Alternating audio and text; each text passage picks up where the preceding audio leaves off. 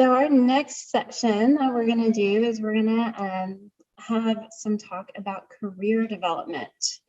A lot of the questions aren't answered in residency, medical school, or fellowship about what kind of job are you looking for, what kind of job growth, what kind of opportunities are out there in pediatric endocrinology. And we have Jeannie Trittisted from University of Oklahoma, Dr. Dawn Wilson from Cook Children's, and Dr. John Oden from Arkansas Children's. And then Joel Steelman is going to be asking the questions. And I think we lost him for a minute. So if you all want, you can go ahead and introduce yourselves. And then if he's coming back, we'll get started. Okay. Jeannie, you want to go first? I can. I'm happy to. So I am Jeannie Trittisted.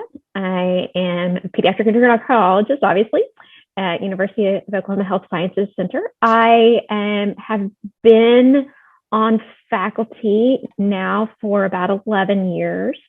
I am a clinician researcher, so I'm on the clinician researcher track.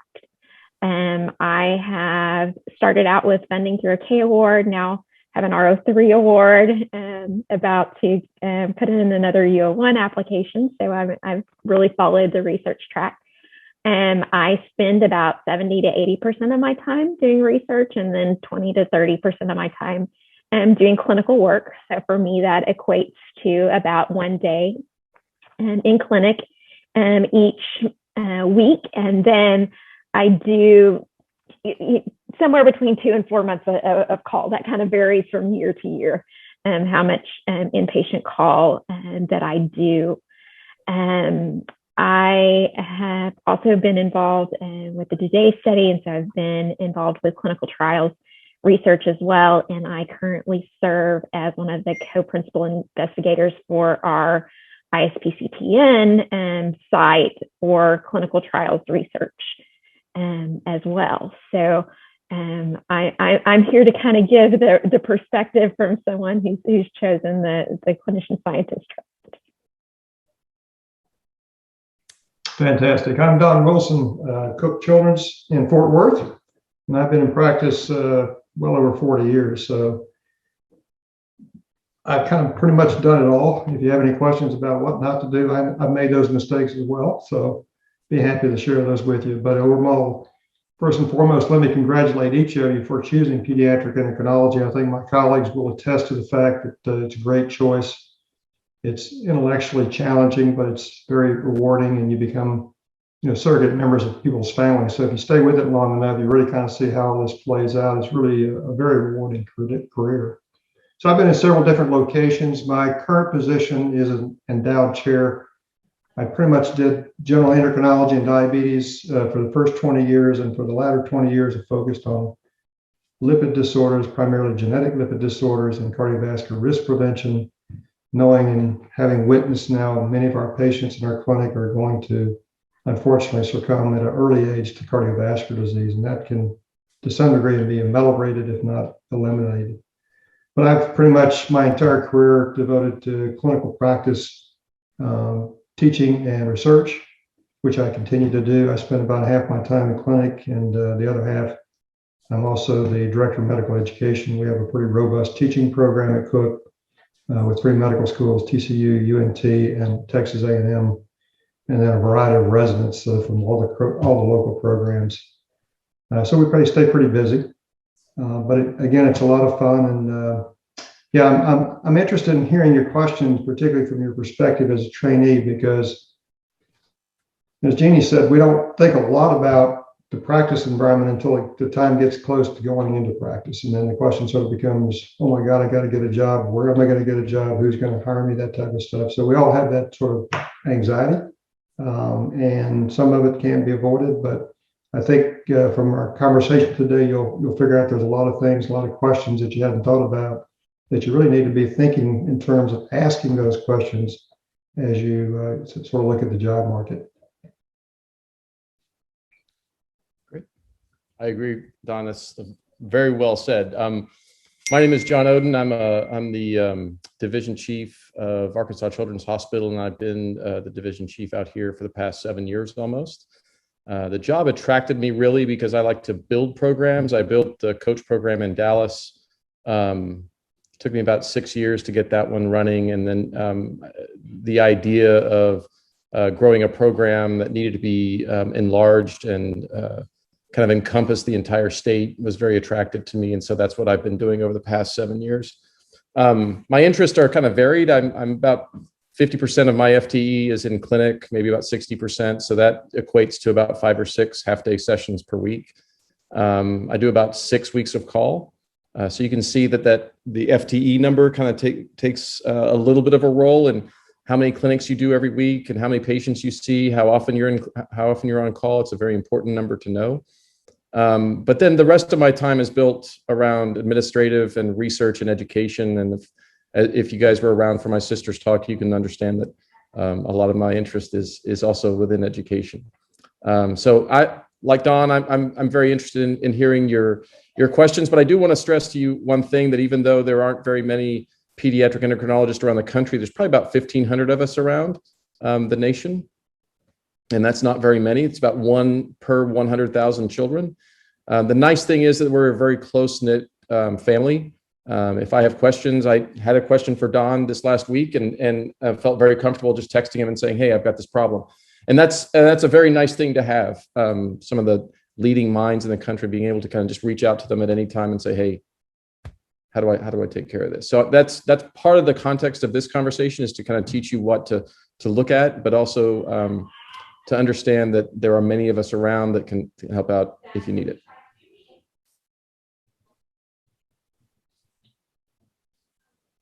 Well, having said that, John, I think the limited numbers is somewhat advantageous in terms of the job market. Mm-hmm. Yeah, it is. So, there are certain professions within medicine that if you move to Dallas, Fort Worth, California, whatever, there's like a dime a dozen, right? So you don't want to just be another ENT physician or whatever. Yeah, I was looking. So LinkedIn has about 480 open positions for pediatric endocrinology. And, we're graduating maybe 60 or 70 per year. Yeah.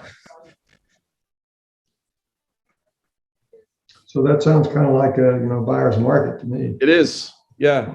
Good problem to have. It's not a bad problem to have. You just have to know how to speak to the people who are hiring you. So you get a good salary and you get good benefits and such.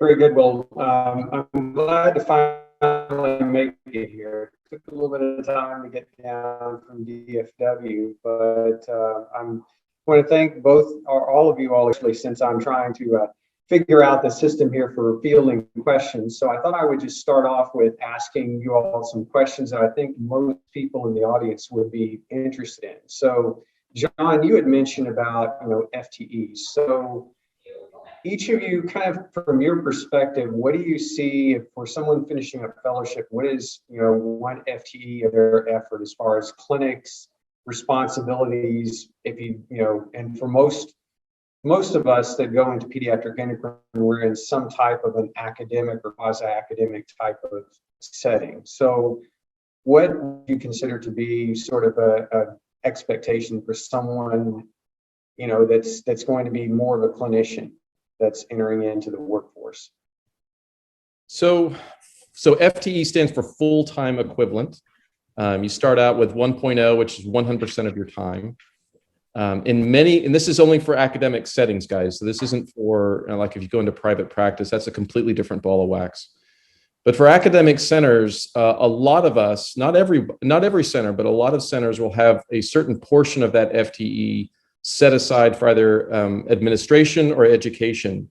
At Arkansas Children's, we get 10% or 0.1 of our FTE set aside for education. And what that means is that you use your time, 10% of your time in hours. So we work about a 50-hour work week. So it's about 5 hours per week.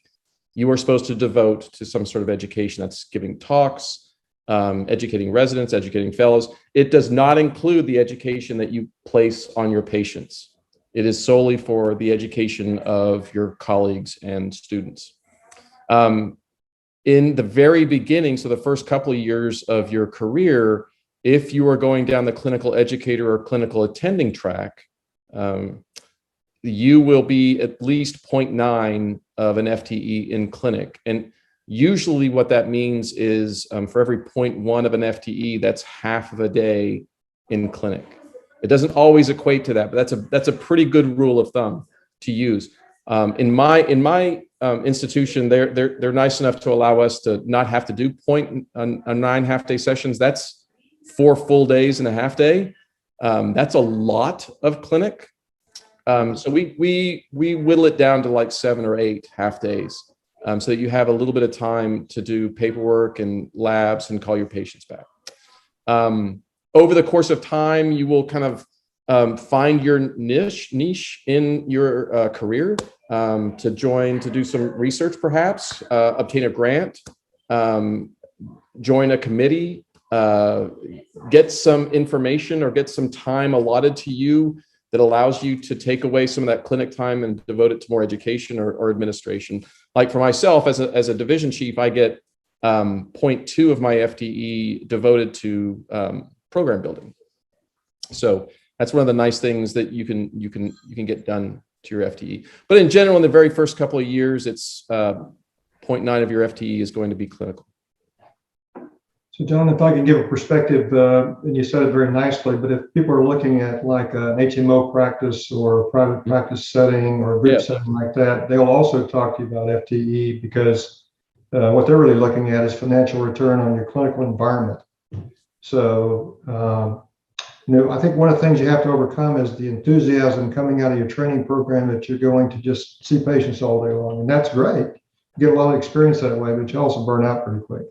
Yep. Because as you said, you'll gain interest in a particular disease entity or want to develop a clinic or an education program, and there'll really be no time to do that. So even if you are fairly weighted in the clinic initially, you should have a conversation with whoever your future employer is, university or otherwise, and say, well, how does this evolve over time? Because it will. Yep. I know very few people who are going to do 9 half-day clinics for the next 40 years. And if I could jump in, if you're looking at more of the clinician researcher track, you actually may want to negotiate in your position for more protected time up front. And when I negotiated my position, I negotiated for 80% protected time to allow me that time to get my K award.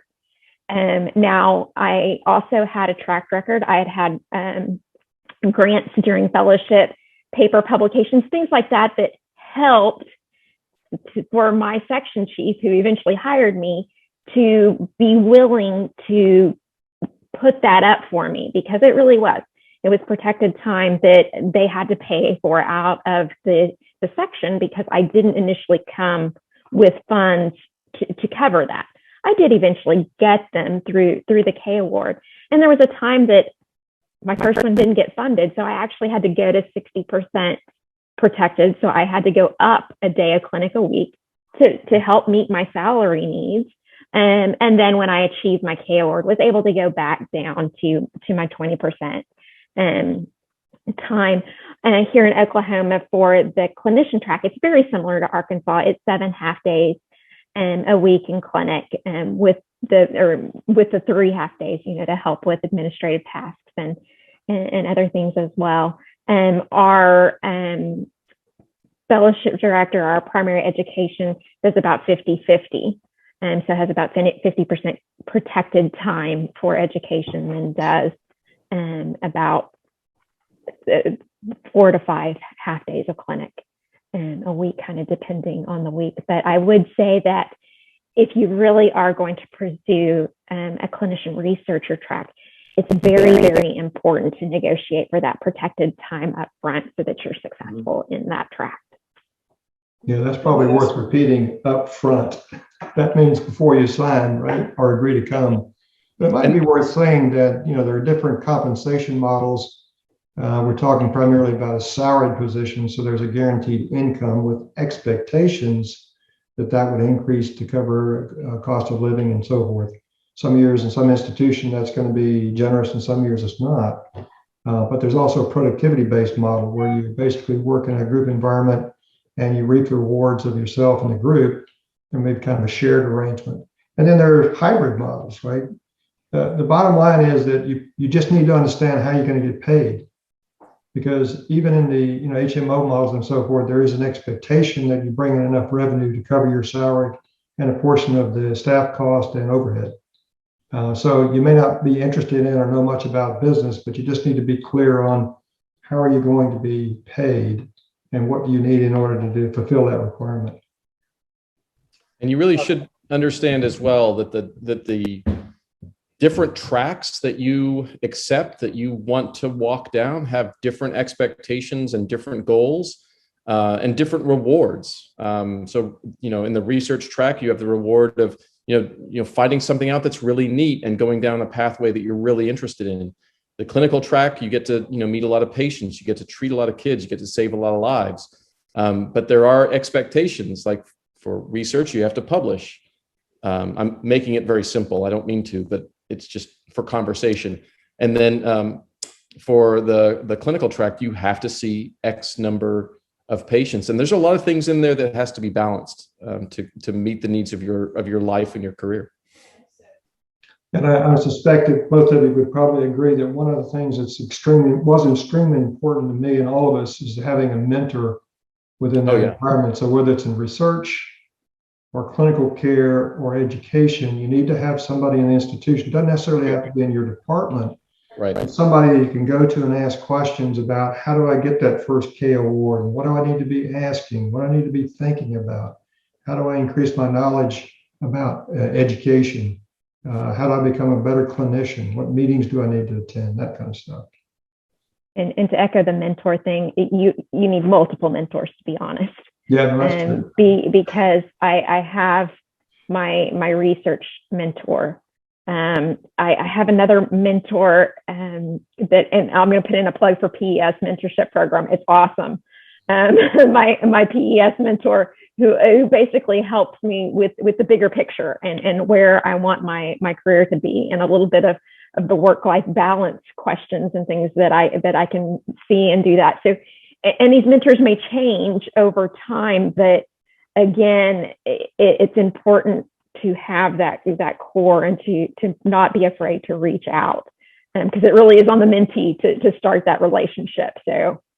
And to maintain that relationship, because you have to reach out. But you said something very important there, and that is, and I stand corrected, because you need mentors locally within the institution to help promote your career and guide you and understand the politics and the finances and all that kind of stuff. And then professionally, like PES, can get you hooked up with professional organizations and interest groups and research and all that sort of thing. So, yeah, well said. Yeah, well said. I have a question, or actually there's a question from one of the audience, and actually they stole my question. This is for Jeannie, but certainly the two gentlemen can weigh in as well. So what general advice do you have for someone about starting their first K-word application? Or more generally, I guess I would ask you, if you are an interest in doing more research, be it bench or clinical research, what kind of resume do you need to sort of bring to the table out of fellowship that's going to be a good tool to negotiate when you're looking at trying that type of track? So yes, no, that's a great question. So let me kind of address the K part first, and then I'll get a little bit more general. And so I think one of the very best things, and one of the things that was actually recommended to me, is once you kind of have your idea, put your specific aims in NIH Reporter. That will tell you institute, that will tell you everything about, where this might need to go. And then after you kind of figure that out, you can go into NIH Reporter and see others that have been funded by that institute and by that group. And that's probably the most helpful thing, because you can see their applications, you can see what's going on. The other thing I would say is, if there's someone in the institution that you're going to be working in who has a K award, lean on them. And they have valuable expertise and experience. And really and truthfully, to be very honest about a K award, it's a training award, and most of the focus is actually on the training that you will receive to then be able to go to get to your R. So that training component is probably more important than your actual research project for the K award period. So that's a little plug there on the K. As far as setting up and trying to be ready, okay, what do I need to take to try to convince whoever is going to hire me that I'm going to make this research thing work? Like Dr. Oden was saying, you really do need to publish. So you have to have some track record in publication, even if it's just one to start out with, but that you at least can show, I've got data here. These are my publications that are coming from this. It's always helpful if you've been able to secure awards during fellowship, because that's, again, just further, evidence that you're willing to do this, and that you're, again, setting your track record and to do that. So the important things to think about during fellowship for looking at these awards. EFF, Endocrine Fellows Foundation, is a great place to go to for fellowship research awards. PES has 2 different award categories now, from their Rising Star, which is a smaller award, and in their Clinician Scientist Award, which is usually during your 3rd year. So getting those also helps a significant amount. But I do think, kind of getting back to the what do you need? You need to be able to show a track record and dedication to the research field, if that's what you're really passionate about. Hey, Jeannie, how important would you say it is to make sure you have the right environment? And by that, I mean, let's say you went to some university setting and their whole 90% of their time and interest was in diabetes, but you were interested in pseudo-hypoparathyroidism. Yeah, not the place for you. It really is. And to be honest, one of the Well, I mean, the thing that comes to mind is that although you might have enthusiasm and the department chair may say, yeah, I can support that. 1, those patients are pretty rare. 2, nobody's going to speak your language. Right. No, exactly. When I started this process and started looking, my research really is in diabetes. And so where I am, and I'm inbred, I've been in Oklahoma for all of my training, but the environment was right here. The focus around our institution has been obesity, type 2 diabetes, which is the focus of my research. And so it was a natural fit. I looked at other institutions. Well, there was diabetes, but their focus was type 1. So again, it's sort of the same, but it's a different language if you're doing type 1 versus type 2 research. So you have to take that into account for sure. No, absolutely.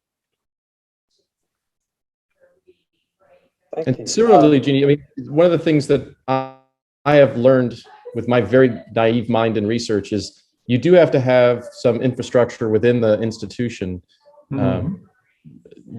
statistics, research, nurses, things like that would be kind of readily available. And that's something that trainees should be kind of asking for and making sure that those things are available. In Arkansas, I'm a little bit ashamed to say that has been slowly developing. I think we're getting better now, but we when I first started, there was very little access to those kind of things. Very important to figure out. Yeah, we've been lucky because our Department of Pediatrics helps to support the biostatistics section that we need.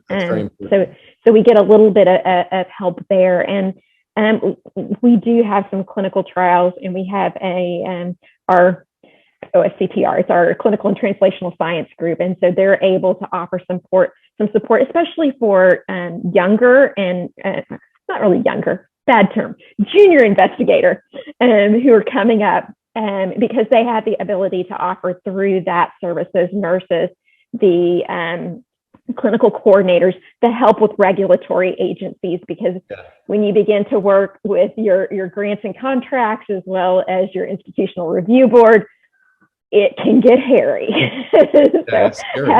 Having the resources to help you navigate those different groups too is very important. Well, and extremely time consuming, right? Yeah. And so Absolutely. most institutions, including ours, has a research development office, and they also have an operations part.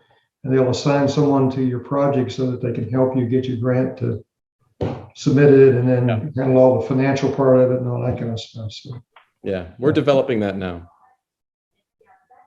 I'll echo that. I think, that can be a real challenge. The other thing too is, if you don't have a lot as far as resources to start with, it may be hard to get those types of resources.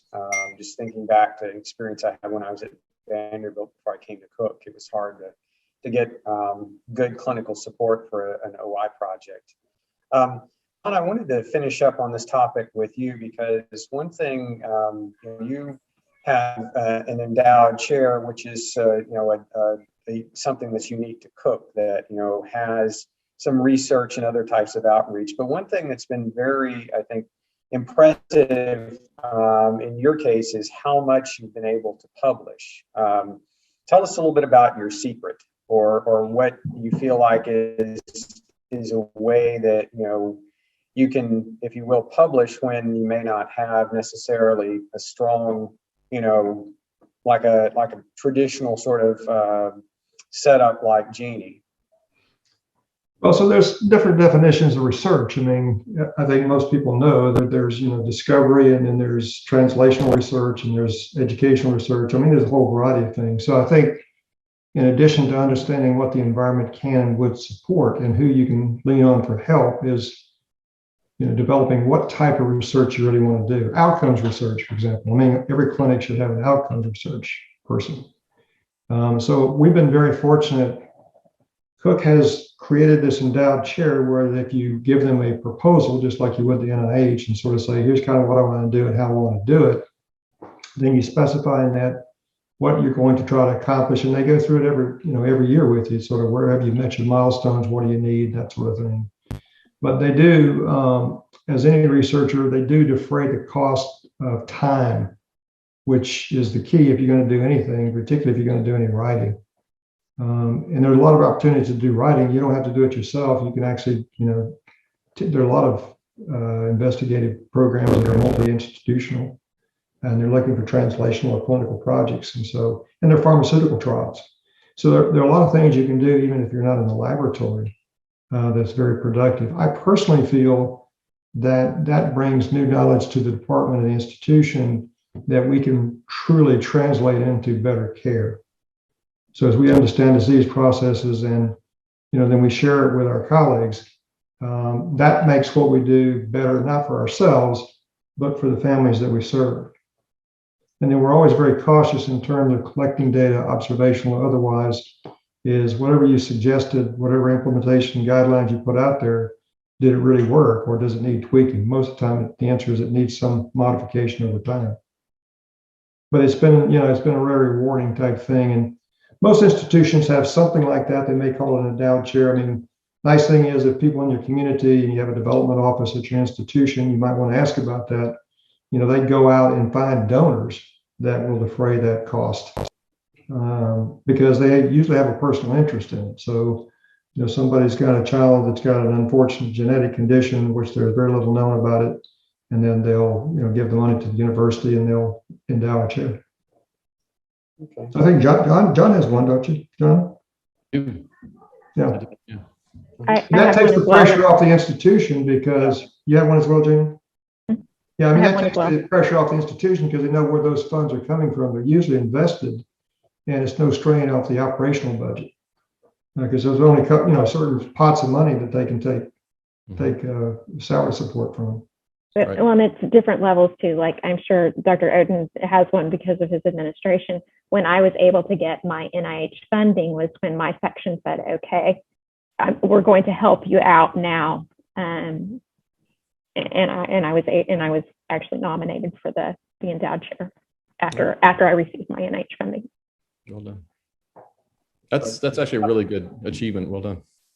Mm-hmm. Definitely. Well deserved.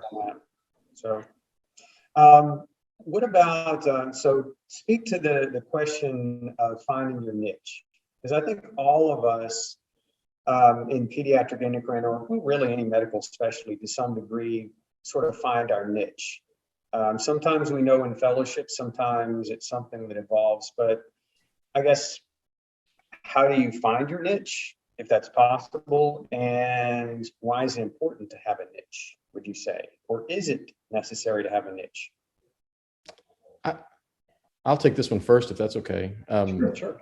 I don't think it's that important to find a niche in your career. I have known, well, some of my very good friends and colleagues are general endocrinologists, and they are loved by their families and the kids that they see, and they love their career. But I think finding a niche can be kind of variable. I found obesity simply because I was the new kid on the block in Dallas, and I was getting a lot of acanthosis referrals, and that's just the way it happened. And I just kind of accepted it. It really never interested me in the very beginning. It interested me later on, but that's how I found it. And some people find it just because they are passionate about a specific subject, and then they find a mentor, and that mentor makes that interest and passion grow. So, John, I would just modify a little bit what you said. I think that the people who do general endocrinology and do it very well, that is their niche. Fair enough. And their niche is probably good patient family communication and the love of that. So there's nothing wrong with that. I mean, it's what we all are trained to do, right? Right. I think in terms of, I wouldn't worry about not having a special interest on the front end, because most people probably don't. And you have to kind of tailor your interest to whatever the institution supports, right? Or the population. So if you're in a certain environment, type 2 diabetes is probably, when I was in University of Arizona, like type 2 diabetes was a dime a dozen, right? Because we had the Native American population and the Pima Indians. So, you were crazy not to get interested in that. But many people, myself included, as you go through your career, may find that you gravitate to reading, talking to people about certain entities, or get excited about a particular area. It doesn't mean that you give up the rest of your practice. And I personally would think that would be ill-advised early in your career, because you need to maintain your general skills, right? Because if nothing else, you're going to be on call taking care of all these folks. Mm-hmm. But I don't think you want to give up that. And even in my latter part of my career, I've never given up diabetes, growth, puberty. Now, as you become more isolated in terms of your thinking, you might have to lean on your colleagues to make sure you keep up. But what you can do then is, if you have any reasonable sized group, is bring new knowledge and information to the group. So you kind of become the go-to guy. Mm-hmm. But in return for that, Joel keeps me straight in terms of bone calcium problems. Paul obviously does the same thing for hypoglycemia. John does the same thing for thyroid disease. So all of us do general endocrinology, but we have a particular interest or knowledge about something we can bring to the group. That works, but no, you don't have to have a niche. I echo all of that. I do think it is important that if you do have a particular research focus, that if you can carve your niche around that, it definitely helps your research as well. Like I said, I'm pretty passionate about type 2 diabetes, and so we've been able to kind of develop a comprehensive type 2 diabetes clinic that I co-direct here, and then I actually also direct the Turner Syndrome Clinic here in Oklahoma. And I know that seems a little bit kind of out there with my focus on research and diabetes. But we were just talking about a mutual colleague, Dr. Piers Blackett. And when I started fellowship, he was kind of seeing the girls with Turner syndrome. And I kind of gravitated to that clinic of his. And when he retired and kind of moved out of practice, I just kind of took that on and have been able to grow that. So I think I want to echo that, especially at first going into practice. I think it's very important to be broad and not focus too soon. But I think that there are some advantages if you can leverage that and towards certain things, especially if it is one of your other passions. Well, and the other thing, and I'm sure John does this, he can speak to it, but someone like Dr. Oden may come to you as a faculty person or somebody in your group and say, "Hey, Don, would you mind taking on, or how would you feel about taking on a particular problem? Because we need some help. We're not, we've looked at our outcome studies. We're not doing very well there. We need somebody to kind of drive that agenda." Mm-hmm. Jeannie said, you're not asking you to give up the rest of your practice. He's basically saying, can you lead the charge for us? So whatever that looks like, that becomes your niche. Yeah, and that's very true. I mean, when you have a small program that grows into a much larger program because it's encompassing a larger area, then yeah, you're going to have some senior members of the faculty say, hey, why don't you do type 2 diabetes? Why don't you do gender spectrum? Why don't you do bone? And that really does help with clinic flow. It helps with patient satisfaction, keeps everybody up to date. Because as endocrinology becomes a lot more complex and we go from having 2 types of insulin to, I don't know, 15 types of insulin now, it's important to have somebody kind of bolster a lot of that pressure and distribute it in the group. Thank you all. I was looking here, we're coming up on the time when the session's ending. Because of our virtual nature, the majority of our fellow attendees and training attendees are virtual. So I wanted to take a few minutes and ask if people would respond either through chat or Q&A if you have a case, just so we can figure out how we can budget our time. And while I'm waiting for people to send in that, I wanted to just ask the 3 of you to weigh in a little bit and talk a little bit about work-life balance and a little bit about just how, administration values us from a financial standpoint. And we'll start with Don. Well, yeah, good one. I think we all come out of our training really kind of hot to trot and excited about our practice, and hopefully that continues for the next 40 plus years. You never want to lose that enthusiasm. On the other hand, you need to think either now and or in the future, sort of what else are you interested in? It could be professional sports. It could be, being involved in some sort of a church group. It could be, whatever. And then fast forward and sort of, if you don't have a family now, when you have a family, what do you think, your interest might be in attending the kids' activities? Your spouse may have activities, whatever. So you need to think about the type of practice environment, and is the institution, your department chair, everybody else is going to support that. Part of that actually is what was alluded to earlier in the call schedule. So, when I went to the University of Oklahoma in 1980, there were 3 of us in the state. 2 of them were in Oklahoma City. 1 of us was in Tulsa, and that 1 of us in Tulsa took my, call by yourself for the next 12 years. I didn't mind at the time. I don't think I could do it again, but it does take something out of you in terms of, the learning curve is huge, but there is a price to be paid for that. So yeah, you have to give a little thought to it. I think most institutions now recognize that as a dissatisfier and potentially a source of burnout. People need some recreational time, just some time to kick back, certainly time to spend with your loved ones and your family and friends, and that's healthy.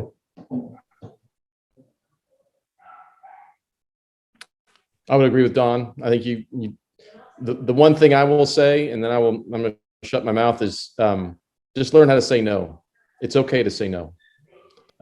You have your metrics, you have your, the number of patients that you have to see, the clinic days that you have to be there, the call weeks that you take or call days that you take. But then again, there are some things that people are going to come at you and say, hey, why don't you help me with this research project? Or, hey, why don't you do this quality improvement project? But and the other part of that is that both clinics and hospitals have a lot of committees that they need to staff. Yep. But I never saw any value in being on the transfusion committee based on my personal interest or professional interest, right? Yep. I realized somebody's going to do that, but somebody who's closer to that than I was going to be more helpful. So as John said, you got to be very careful about people patting you on the back, pumping you up and saying, hey, would you be on, XYZ committee? It just eats up a lot of time. Yeah. So you need to do your part, and don't misunderstand. Everybody has to share it, and there needs to be, in my mind, if you're going to sign up for the P&T committee or whatever it is, you say, okay, well, how long is this commitment? Because I want some way to say, okay, I've served my 3 years, move on. And I'll say something real quick, and then I noticed a question in the chat too that we can move to. And I will say that when I started fellowship, I had a 6-month-old. And then my second daughter was born while I was on faculty. So it's possible. It's totally possible. And you know, it depends on your priorities for sure. It is very, very important that your family understands that they're first, and it's not your job. Your job is not before them, because if that becomes the case, it leads to burnout and it leads to all other kinds of problems. So, well, and along that line, you know, many institutions now allow, you know, job sharing and stuff like that. So if you think that's going to be a need, have that conversation before you sign the dotted line. Yeah.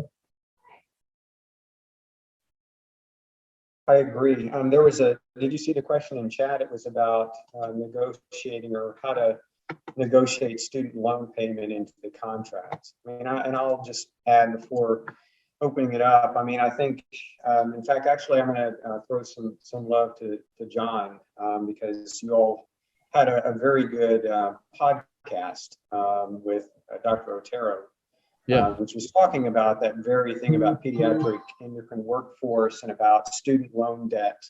So again, just looking at it from your perspectives, how would you negotiate into your contract for student loan repayment? I'm only going to speak for the few institutions I've worked for. I've worked with 4. None of them directly paid for student loans, but it is a conversation you can have when you're negotiating salary. But believe me, when we say negotiate salary, there's not a lot of give in or take in that. Most institutions will use a specific percentile of a specific table that they're creating your salary off of. Now, some institutions will add on to that some sort of signing bonus, or you know, some sort of add-on bonus. But student loans are rarely, in my experience, part of that. Now, being in an institution that is in an underserved area, and you may be able to get some government coverage of that. So Joel, from my personal experience, when I went to the University of Oklahoma in 1980, you know, I loved the place. They offered me a job, and I said to them very candidly, "I'd love to come, but I don't have enough money to put down for a deposit on a house." Right. The next thing I know, I get a call from a banker. It says, you know, the CEO at the hospital, whatever, said he's a good friend of mine, said call you. And so they didn't give me the money, but they made it very easy for me to be able to figure out financing for that and to get into a home. So I guess I share that because it's okay to bring up you have financial debt, right? Yes. Because that's going to be a burden for you no matter what. I would think that someone like Dr. Oden would want to know that, and then try to help you create opportunities to be able to service that debt at some reasonable time. But just my thought.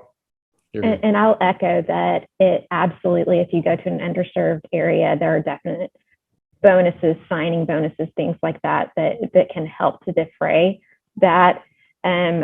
I benefited from NIH through their loan repayment plan. So if you're going to do research, again, normally those of us that do, again, you're compensated by what you choose to do. And again, the NIH recognizes that. So if you're going into a research track and you have so much of your time devoted toward research, they offer assistance through their loan repayment plan. Yeah. Well, that's a good comment, because there are institutions, not necessarily academic institutions, but let's say, for example, down in the Valley where they have difficulties recruiting, that institution may in fact be able to cut you a deal. Now, you may not be in the right environment that you want to eventually, but it may, you know, working for 3 to 5 years, you might be able to work off your debts and then decide what you want to do. But yeah, there are all those kind of arrangements. Indian Health Service comes to mind as well. Okay, well, let's go ahead. Before we wrap up, I wanted to see if you all would be willing to jump on to the next link for just a little bit on the cases, and offer your insight, and we can continue this discussion too, depending on the number of cases we have. Would you all be willing to do that? Okay, we'll go ahead and end this session and jump on to the patient cases to finish up for the fellows training portion. Thank you.